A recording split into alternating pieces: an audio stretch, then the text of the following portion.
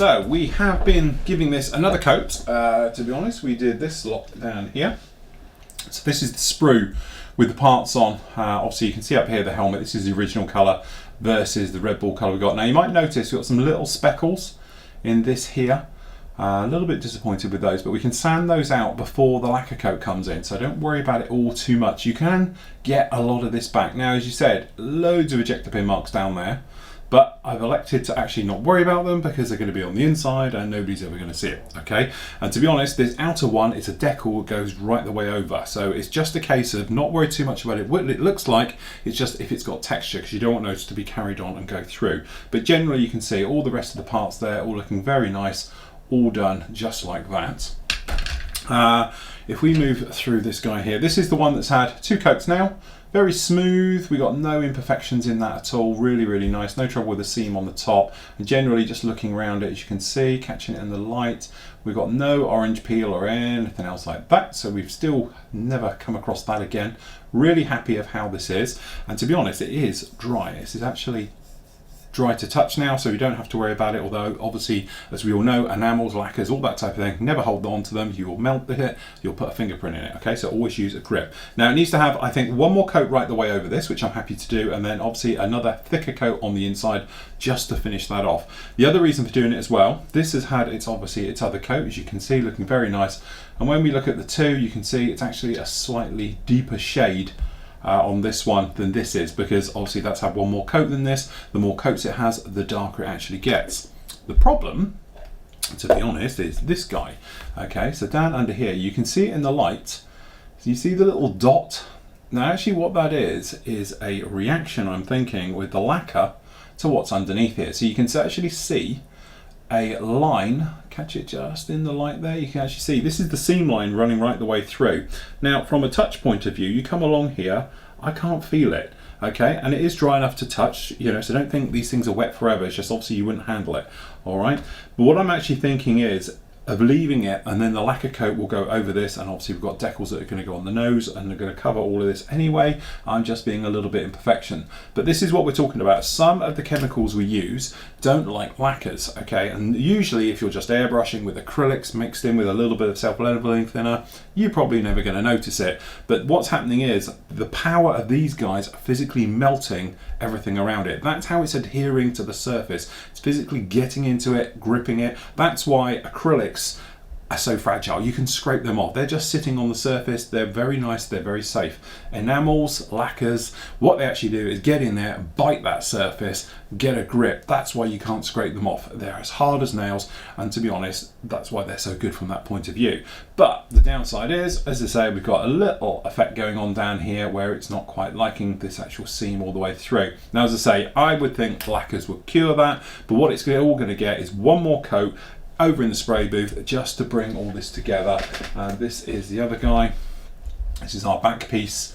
Okay, all done, drying again. It's got a couple of little specks in it, but they will go with the lacquer coat, so I won't worry about it too much. They're absolutely fine. Just stick him back up there, and they'll be okay with it. But this is it. Don't be frightened of coming in, because orange peel, as you can see, I think we've mastered it. Now, I'm not saying I'm an expert by any shape or means. Everyone knows this is my first proper attempt with glosses, but we've actually got a very nice finish there. Why is that? What's the difference? If I'm honest, if you watched the Ducati build, please go and have a look at it again. Refresh. If you haven't seen it, go and watch that one as well, because these two parts, I've done them back to back. They're going to obviously go with each other. Just skip forward to the glossing part.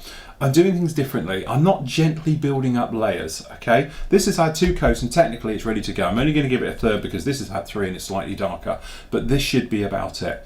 It's had 2 coats, it took 10 minutes and job is done now. As far as I'm concerned, that's ready for lacquering and away you would go. Bish, bosh, bash, okay?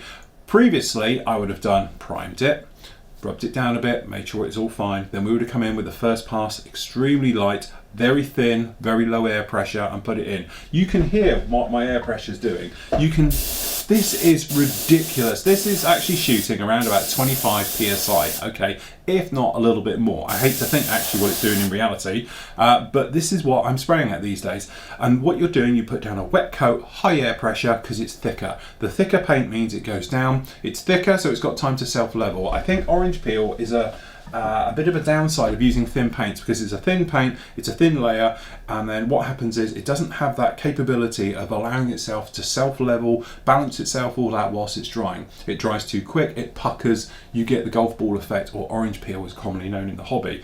I haven't had it now in my last two builds purely because this paint, you can see down here the thickness of it, it's really, really thick. If I just put a little bit in here, you might be able to see it a bit better, okay?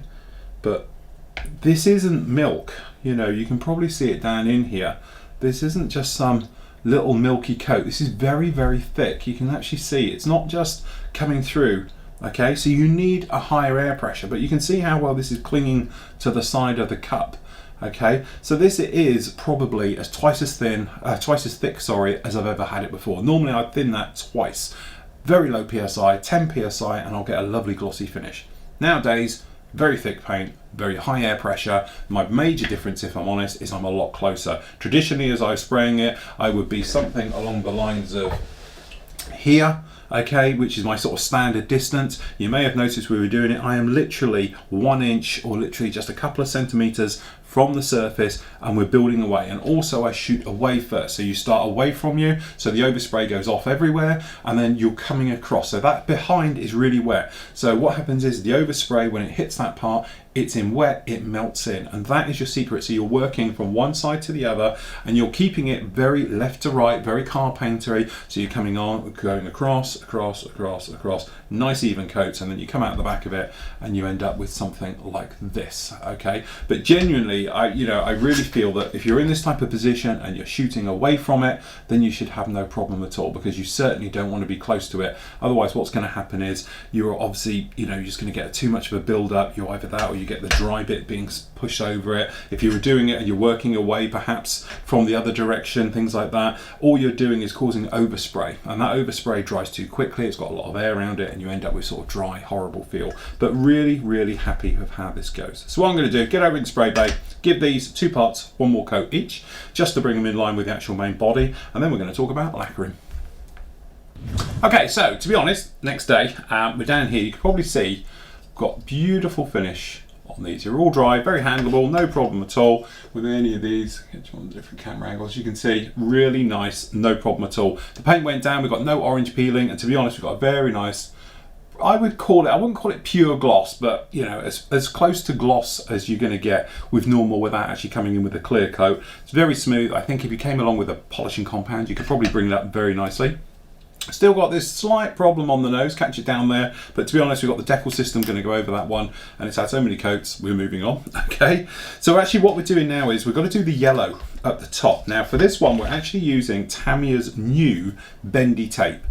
Don't be fooled with this stuff. This is just nothing new. It's the usual thing. They've put a modelling slant onto an old product. It's basically pinstriping tape you'd actually get for doing cars. They come in huge rolls, different colours and all the rest of it. Now the thing is, it is like a vinyl, so that's the point to this one. So when you get hold of it, you can take a good chunk of it, and this is where it sort of comes into its own.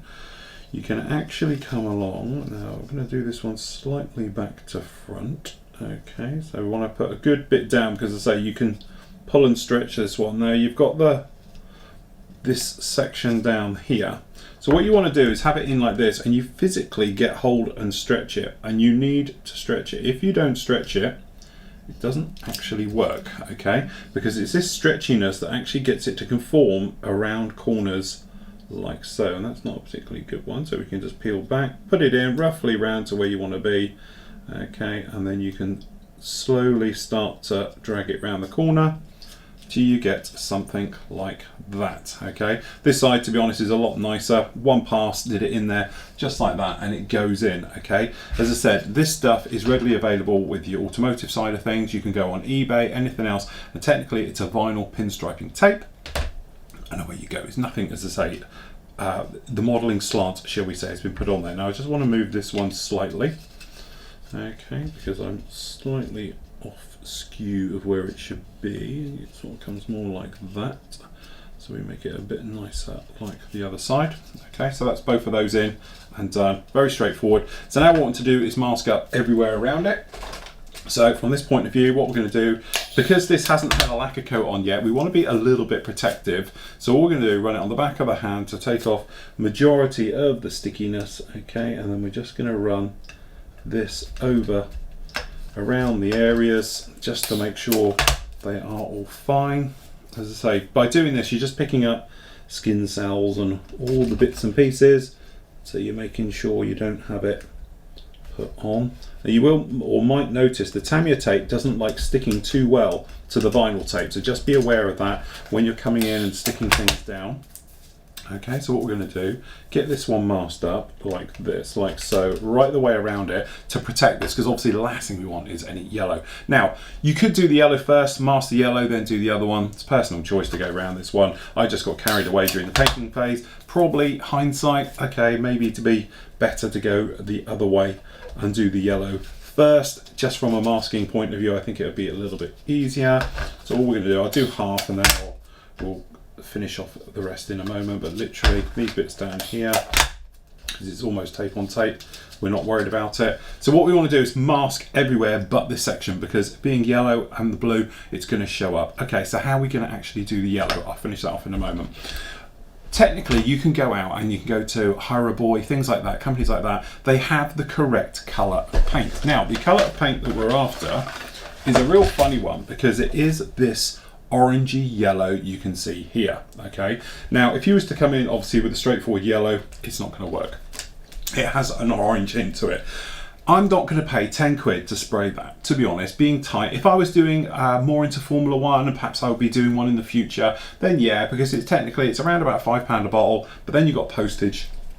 So you're going to be looking at the best part of £10 to actually get your model, all right, painted up in that particular colour. And for the sake of doing this bit and that, I think it's just a little bit over the top. So what I thought was we'd have a go at making our own. So obviously the base colour is yellow. So we've got here, we're using a flat yellow. It's going to be lacquered, so it doesn't matter. To be honest, I don't own gloss yellow.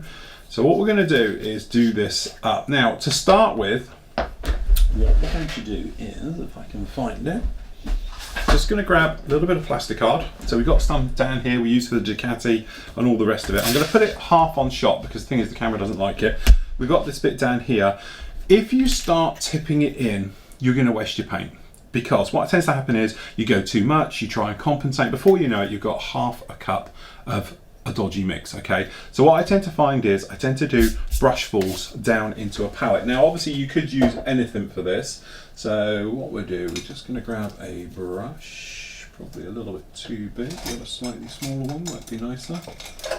Now obviously we're not going to hand paint this on, we're going to airbrush it, but this is just for having a go at our colour mix.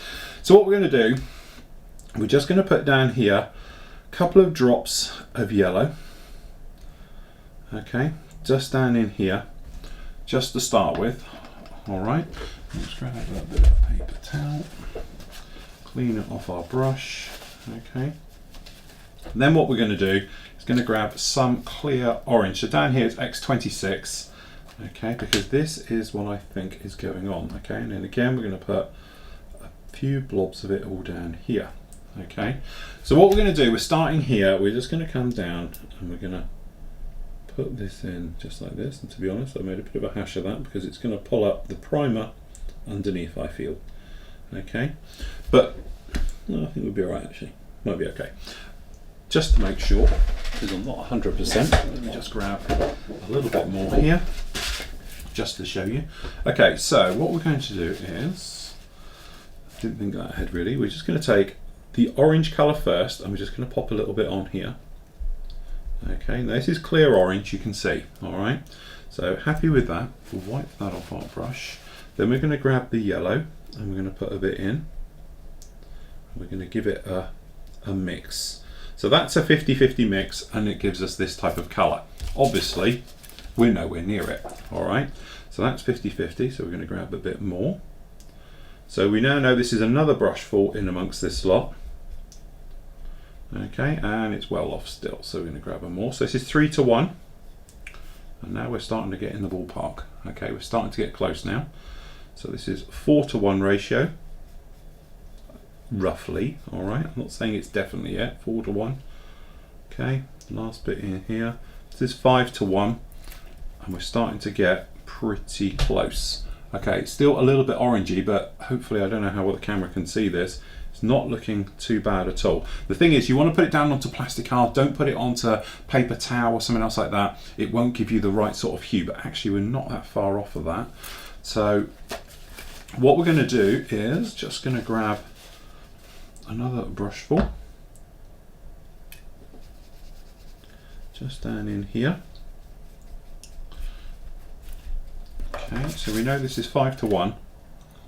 Actually, I don't think we're far off. I think we're pretty much getting there. I think once that dries in, okay. So we know roughly that's 5:1. So now we want to make sure it is 5:1 for our records, okay. So what we're going to do literally is grab this one. Let's move these out of the way. Okay, so we're going to do, okay, 1, 2, 3, 4, 5. Okay, get rid of that. And we're going to do grab one of these in amongst it all. And this is proof of concept, okay? This is to prove that, yeah, you were on the right line when we were doing this, okay? And as you can see, it's still too orangey. This one I think is a little bit too orangey compared to that one. So what I'm going to do, I'm just going to grab one more and we're going to call it 6:1.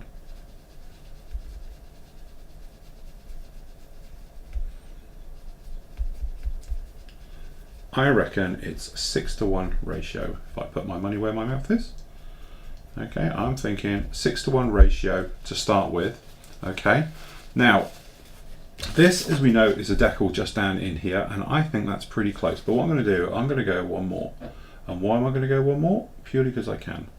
Because I'm just doing my line of eye now and looking at it, thinking 7:1.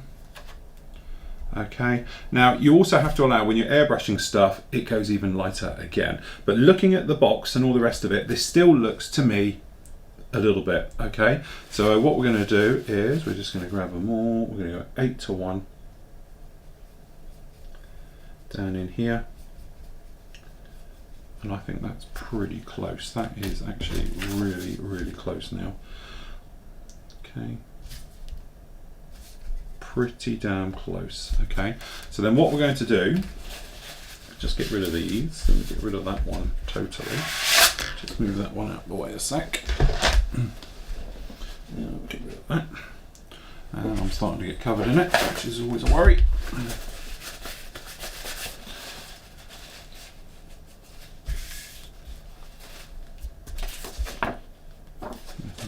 So, alright, so I'm moving over here.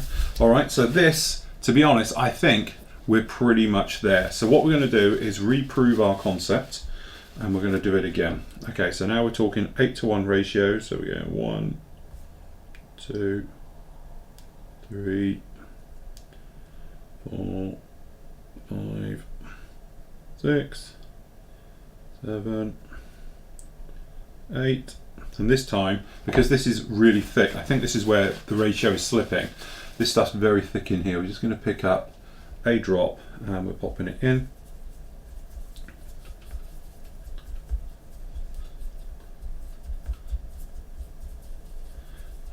Alrighty.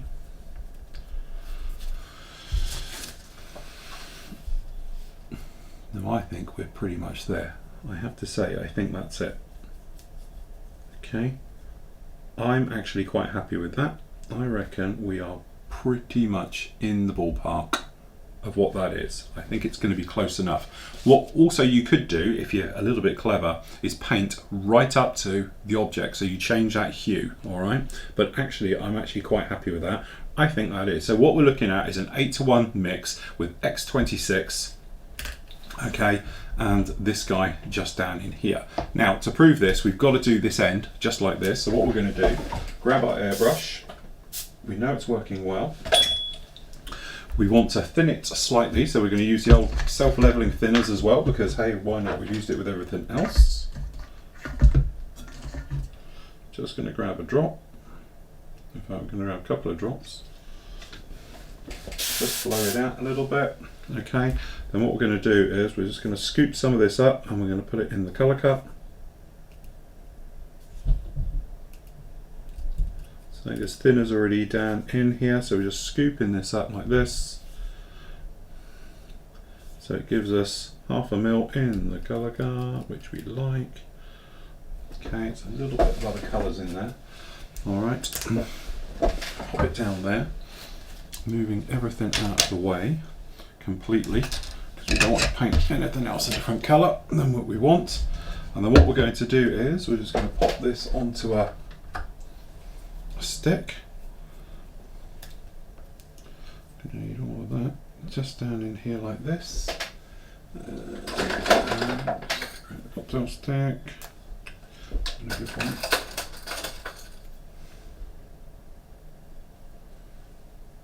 Okay, and then what we'll do is we will literally test it by spraying the nose. Okay. And you can see when you spray it how much lighter it is, but just give it a sec to come through. It's going to blow a bit of that through. Okay, and then what we're going to do, very lightly, just build this up. A little bit of blue spitting in there. Okay, and there is our nose done. And you might see the difference between spraying it and when it's down there. But then when we come up to this bit and we put this over, actually, I don't think we're that far out. I think actually that's pretty much it. So there we go. Roughly, if you were doing this one, I'm saying, probably-ish, round about 8-to-1 between XF2 and X26, okay? And that is how I do my colour matching. But remember, look at the difference between what you got down here and in your airbrush. When you airbrush things, it depends on obviously what it's overcoating and everything else like that, but it is definitely a lighter hue. But what's happening with these, you might notice they're turning more orange. The reason they're turning more orange is because they're mixing and they're drying out. If you give them a stir, like here, you can see it goes yellow again. And what it is because this is a gloss, it's actually coming to the surface. All right, so just be mindful as you're doing it and spraying all your bits and everything else like that. So what I'm going to do is give that a couple of coats, because that's our nose section. And to be honest, we've already painted this guy, which is the underside, which was blue. We've done black, it is the nose, and they are going to sandwich together to give us a perfect fit. So what I'm going to do now is put that up there somewhere safe just to start to dry. I'll give it a second coat in a moment. We will mask up completely everything around this one. We'll get that sort of top of it, part of it, painted yellow as well. Once that's yellow, fine, good finish and all the rest of it, what we'll actually do, unmask it, and then we're going to come in and we're going to talk about lacquering and get it lacquered up.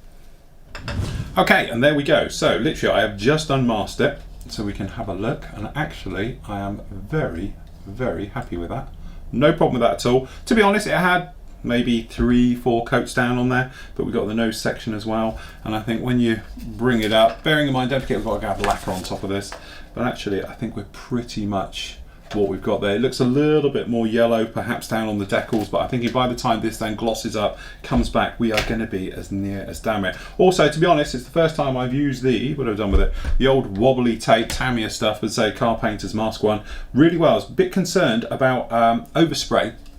The downside to this stuff is that it doesn't like having its own tack against it. So if you're doing double masking, i.e. nice crisp edge, which it did do, no problem with that at all, beautiful finish on it, it followed the panel line perfectly, but obviously this tape wouldn't stick to it, so my concern was we were going to get a bleed through and I was going to end up having to respray the blue, but luckily for us, we haven't. So okay, that's probably the most difficult part of the entire build, matching that on and putting that on. So with that out of the way, what we can actually do now, let that dry for around about an hour, and then we're going to come in and we're going to gloss everything. I mean everything. We're going to gloss all this on the sprue. A few little sprue marks obviously to remove it from. The bigger ones obviously we will take off. The smaller parts we'll leave on because we've got touch-up colour. We can just touch them up afterwards if it needs it, and everything else. But what we can actually do, get it a coat of gloss onto it. I think it, you know, I know it's shiny and everything else, and we could decal straight onto this, but I think a coat of gloss will just make them really go down a lot better. So we're going to gloss it, let that dry for an hour, just for one single coat, then we can come in and we can decal it, get the decals down, get them in,